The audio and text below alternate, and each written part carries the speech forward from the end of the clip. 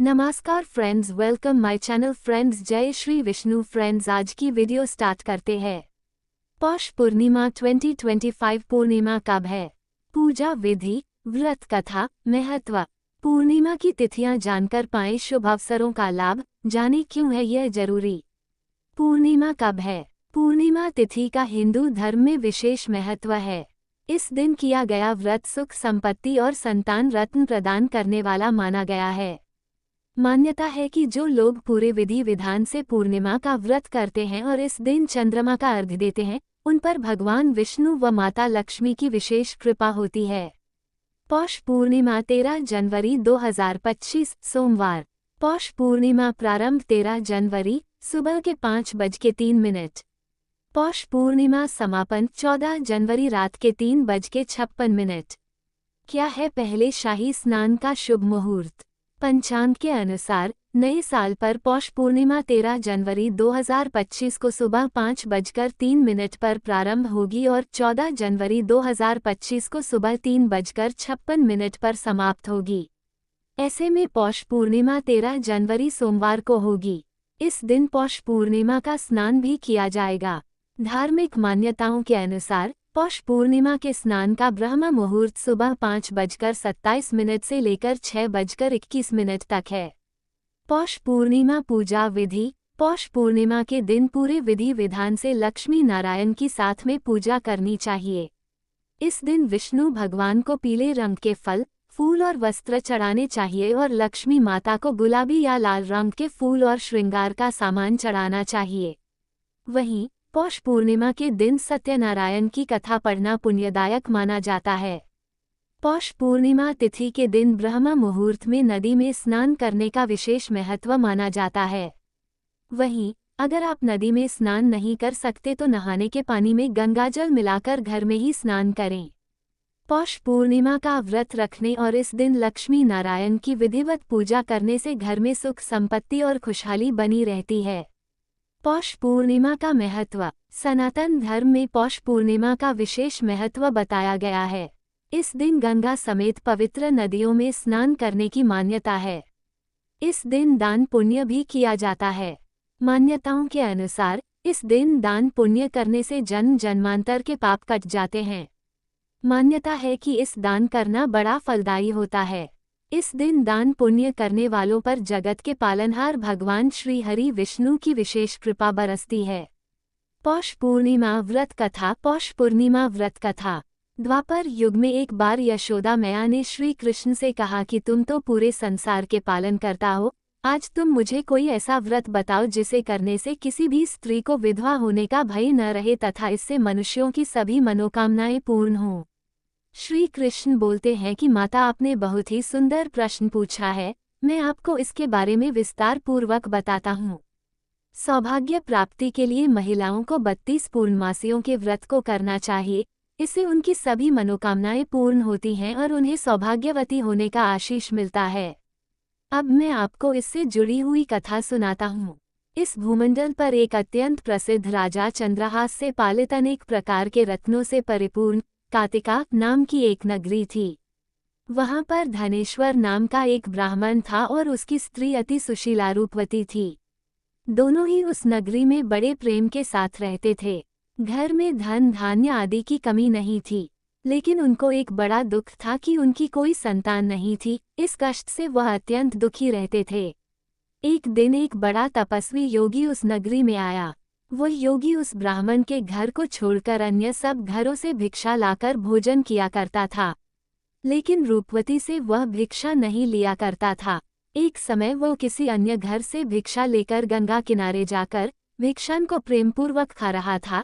तभी धनेश्वर ने योगी को देखा और अपनी भिक्षा के अनादर से दुखी होकर योगी से बोला, महात्मन, आप सब घरों से भिक्षा लेते हैं परंतु मेरे घर की भिक्षा कभी भी नहीं लेते, इसका कारण क्या है?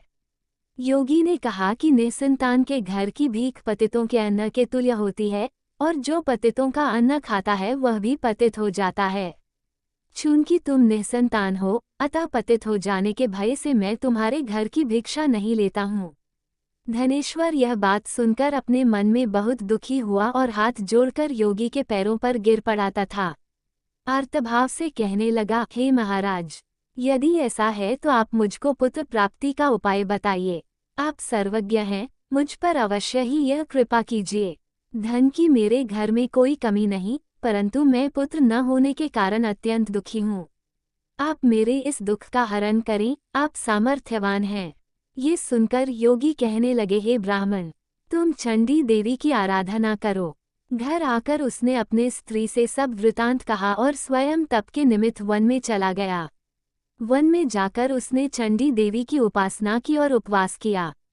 चंडी देवी ने 16वें दिन उसको स्वप्न में दर्शन दिया और कहा, हे धनेश्वर, तुझे पुत्र होगा, परंतु वह 16 वर्ष की आयु में ही मृत्यु को प्राप्त हो जाएगा। यदि तुम दोनों पति पत्नी 32 पूर्णमासियों का व्रत विधिपूर्वक करोगे तो वह दीर्घायु होगा। जितनी तुम्हारी सामर्थ्य हो उतने आटे के दिए बनाकर शिवजी का पूजन करना और पूर्णमासी का व्रत रखना। प्रातःकाल होने पर इस स्थान के समीप ही तुम्हें एक आम का वृक्ष दिखाई देगा, उस पर चढ़कर एक फल तोड़कर शीघ्र अपने घर चले जाना और अपनी स्त्री से सब वृतांत कहना। जब वह श्री शंकर जी का ध्यान करके उस फल को खा लेगी, तब भगवान शंकर की कृपा से वह गर्भवती हो जाएगी। जब वह ब्राह्मण प्रातःकाल उठा तो उसने उस स्थान के पास ही एक आम का वृक्ष देखा जिस पर एक आम का फल लगा हुआ था। उस ब्राह्मण ने उस आम के वृक्ष पर चढ़कर उस फल को तोड़ने का प्रयत्न किया, परंतु कई बार प्रयत्न करने पर भी वह वृक्ष पर न चढ़ पाया। तब उस ब्राह्मण को बहुत चिंता हुई और वह विघ्न विनाशक श्री गणेश जी की वंदना करने लगा और बोला, हे दयानिधे, अपने भक्तों के विघ्नों का नाश करके उनके मंगल कार्य को करने वाले, दुष्टों का नाश करने वाले, रिद्धि सिद्धि को देने वाले, आप मुझ पर कृपा करके इतना बल दे कि मैं अपने मनोरथ को पूर्ण कर सकूं।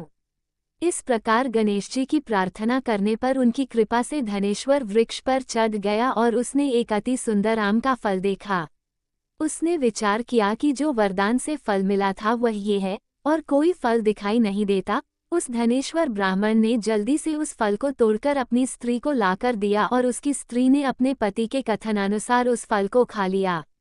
इसके पश्चात वो गर्भवती हो गई। देवी जी की असीम कृपा से उसे एक अत्यंत सुंदर पुत्र की प्राप्ति हुई, जिसका नाम उन्होंने देवीदास रखा। माता पिता के हर्ष और शोक के साथ वह बालक शुक्ल पक्ष के चंद्रमा की भांति बढ़ने लगा। भवानी की कृपा से वह बालक बहुत ही सुंदर, सुशील और पढ़ने में बहुत ही निपुण हो गया। चंडी देवी की आज्ञानुसार उसके माता पिता ने 32 पूर्णमासी का व्रत रखना प्रारंभ कर दिया था, जिससे उसका पुत्र दीर्घायु हो जाए। 16वां वर्ष लगते ही देवीदास के माता पिता को बड़ी चिंता हो गई कि कहीं उनके पुत्र की इस वर्ष मृत्यु न हो जाए, इसलिए उन्होंने अपने मन में विचार किया कि यदि ये दुर्घटना उनके सामने हो गई तो वे कैसे सहन कर सकेंगे। उन्होंने देवीदास के मामा को बुलाया और कहा कि हमारी इच्छा है कि देवीदास 1 वर्ष तक काशी में जाकर विद्याध्ययन करे और हम उसको अकेला भी नहीं छोड़ना चाहते, इसलिए साथ में तुम चले जाओ और 1 वर्ष के पश्चात इसको वापस लौटा लाना।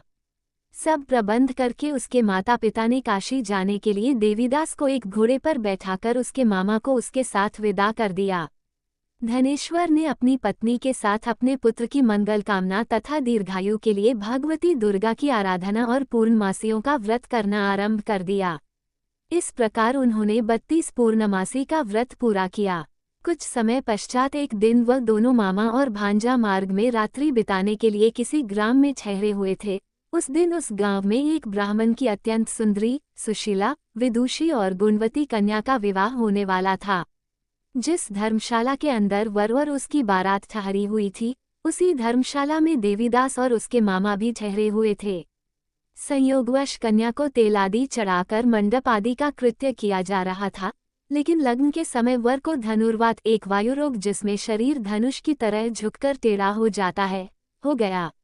इस कारण वर के पिता ने अपने कुटुंबियों से परामर्श करके निश्चय किया कि ये देवीदास मेरे पुत्र जैसा ही सुंदर है, मैं इसके साथ ही लग्न करा देता हूँ और बाद में विवाह के अन्य कार्य मेरे लड़के के साथ हो जाएंगे। ऐसा सोचकर उन्होंने देवीदास के मामा से जाकर बोला कि तुम थोड़ी देर के लिए अपने भांजे को हमें दे दो, जिससे विवाह के लग्न के सारे कृत्य सुचारू रूप से हो सके। तब उसका मामा कहने लगा कि जो कुछ भी कन्यादान के समय वर को मिले वह सब हमें दे दिया जाए, तो मेरा भांजा इस बारात का दूल्हा बन जाएगा। ये बात वर के पिता ने स्वीकार कर ली और उसने अपने भांजे को वर बनने के लिए भेज दिया और उसके साथ सब विवाह कार्य रात्रि में विधिपूर्वक संपन्न हो गया। पत्नी के साथ वह भोजन न कर सका और अपने मन में सोचने लगा कि न जाने ये कैसी स्त्री होगी। वह एकांत में इसी सोच में पड़ गया तथा उसकी आंखों में आंसू आ गए। तब वधू ने पूछा कि क्या बात है, आप इतने उदासीन व दुखी क्यों हो रहे हैं।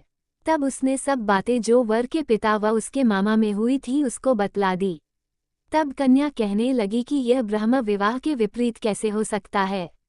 देव, ब्राह्मण और अग्नि के सामने मैंने आपको ही अपना पति बनाया है, इसलिए आप ही मेरे पति हैं।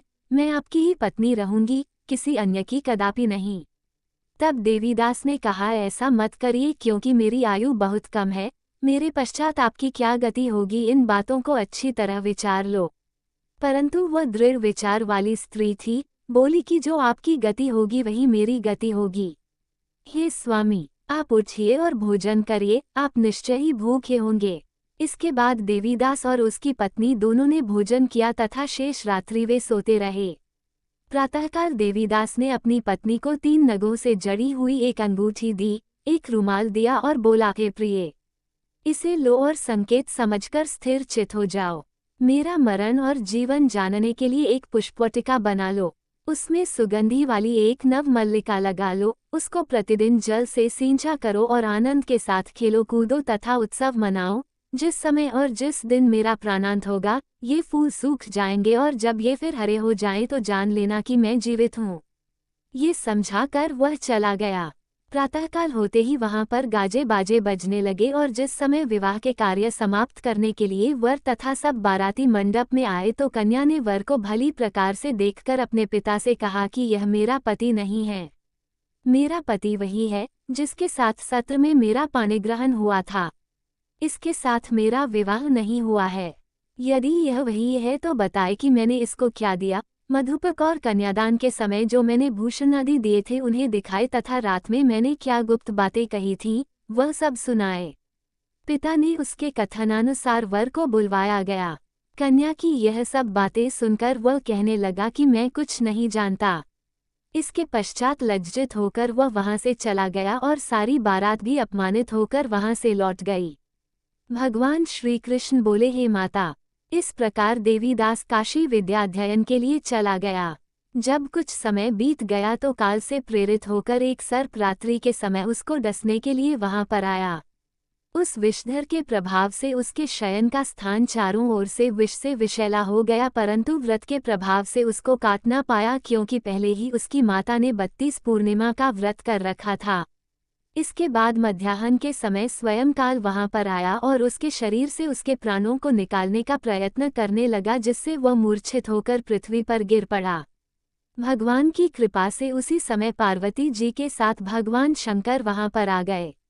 उसको मूर्छित दशा में देखकर पार्वती जी ने भगवान शंकर से प्रार्थना की कि हे प्रभु, इस बालक की माता ने पहले 32 पूर्णिमा का व्रत किया था, जिसके प्रभाव से हे भगवान आप इसको प्राण दान दें। भवानी के कहने पर भक्त वत्सल भगवान शिव ने उसको प्राण दान दे दिया। इस व्रत के प्रभाव से काल को भी पीछे हटना पड़ा और देवीदास स्वस्थ होकर बैठ गया। उधर उसकी स्त्री उसके काल की प्रतीक्षा किया करती थी। जब उसने देखा कि उस पुष्प वाटिका में पत्र पुष्प कुछ भी नहीं रहे तो उसको अत्यंत आश्चर्य हुआ और जब वह वैसे ही हरी भरी हो गई तो वह जान गई कि वह जीवित हो गए हैं। ये देखकर वह बहुत प्रसन्न मन से अपने पिता के कहने लगी कि पिताजी, मेरे पति जीवित हैं, आप उनको ढूंढना शुरू करें। जब 16वां वर्ष व्यतीत हो गया तो देवीदास भी अपने मामा के साथ काशी से चल दिया। इधर उसके ससुर उसे ढूंढने के लिए अपने घर से जाने वाले ही थे कि वह दोनों मामा भांजा वहां पर आ गए। देवीदास को आता देखकर उसका ससुर बड़ी प्रसन्नता के साथ अपने घर में ले आया। उस समय नगर के निवासी भी वहां इकट्ठे हो गए और सबने निश्चय किया कि अवश्य ही इसी बालक के साथ इस कन्या का विवाह हुआ था। उस बालक को जब कन्या ने देखा तो पहचान लिया और कहा कि यह तो वही है जो संकेत करके गया था। तदुपरांत सभी कहने लगे कि भला हुआ जो यह आ गया और सब नगरवासियों ने आनंद मनाया। श्री कृष्ण जी कहने लगे कि इस प्रकार धनेश्वर 32 पूर्णिमाओं के व्रत के प्रभाव से पुत्रवान हो गया। जो भी स्त्रियां इस व्रत को करती हैं, वे जन्म जन्मांतर में वैधव्य का दुख नहीं भोगती और सदैव सौभाग्यवती रहती हैं। यह मेरा वचन है, इसमें कोई संदेह नहीं है। यह व्रत पुत्र पौत्रों को देने वाला तथा संपूर्ण मनोकामनाओं को पूर्ण करने वाला है। 32 पूर्णिमाओं के व्रत करने से व्रती की सब इच्छाएं भगवान शिवजी पूर्ण करते हैं। फ्रेंड्स, हमारे वीडियो कैसे लगा है जरूर कमेंट करके बोलना। Friends please like comment subscribe और शेयर करना नहीं भूलना। Friends please full video watch करना नहीं भूलना। और friends thank you so much और धन्यवाद। जय श्री विष्णु।